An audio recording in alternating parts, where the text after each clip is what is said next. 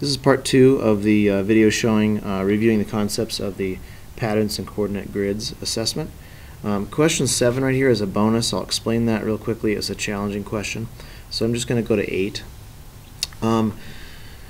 What's really important in this question is this phrase x coordinate and y coordinate.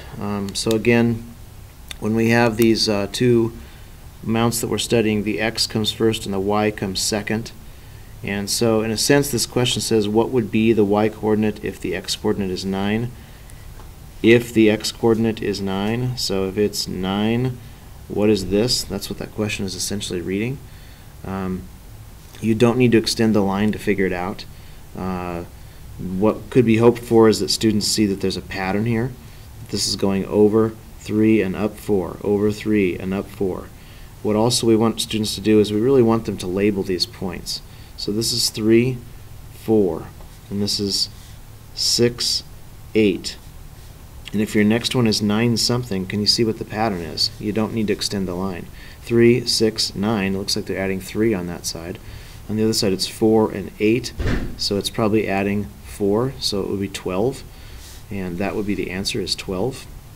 Of course, this graph actually kind of allows students to do it. They could have extended it right there and seen that 12 would sit up off the edge of this, but they didn't really need to do that. It's really important that they understand x coordinate and y coordinate and that phrasing about if one is the other, or if whichever one they have, they need to understand that it's kind of asking a question like this. Number 9, if you were to make the grid 20 by 20 instead of 10 by 10 and lengthen the line, what is one whole number ordered pair that would be plotted on the line? Ordered pair here is, again, is just this x and y. It's another term for it. Students really struggle, I think, with understanding this question sometimes.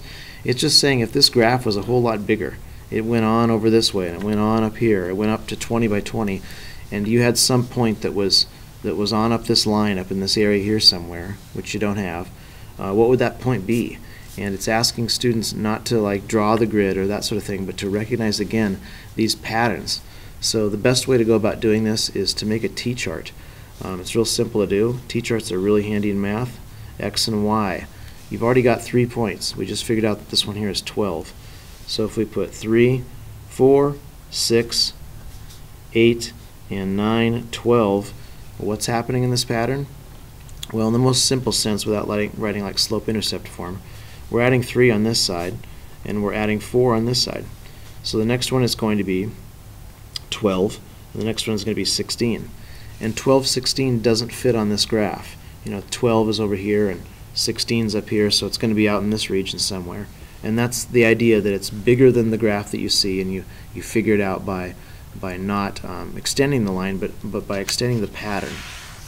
Of course, students could continue to do this, and any point that was larger than this would work, although, in other words, they don't have to be keeping it inside of 20 by 20. You have to get really technical here. You could, 300, 400 would work, but we're not really asking that. Probably the most common answer, common correct answer would be 12, 16, or perhaps 15, 20, or something like that. The relationship between the two is always 3/4, we told in class, though. So any answer down here or further on below would be what we're looking for, like 12, 16, for example. Okay, on this one up here, number 10, Carter walks from his house 6 blocks west to the school. Then he walks 2 blocks south of the store before also walking 1 block west to his friend's house. How many blocks has he walked from his house to his friend's? Got to make sure you use the compass there. How many blocks has he walked from his house to his friend's? We had a question in class where it was asking about how far is he away from where he started, or how far is one place from the next. Got to make sure you know what that question is asking, and this is asking for the total distance being walked. So 6 blocks west. 1, 2, 3, 4, 5, 6.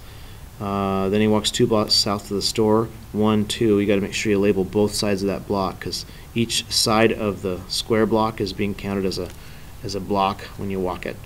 And 2 to the store before 1 block west to his friend's house, so it's right here. His friend's house would be on the grid. It's a little bit artificial because you don't live in an intersection, but oh well. So this is 1, 2, 3, 4, 5, 6, 7, 8, 9 is the total distance in blocks between the two.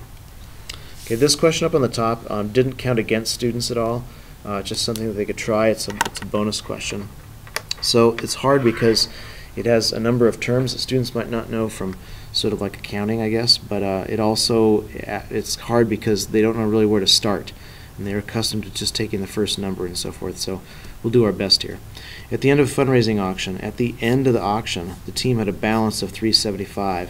So what that really means is that at the end, they have $3,375, and whatever has happened up here gets them to that amount. To prepare, they spent, so that's a minus, they spent that, $275, and they also spent $500, it says, on decorations and advertising. So they had some amount, and they subtracted from it, and they got some other amount.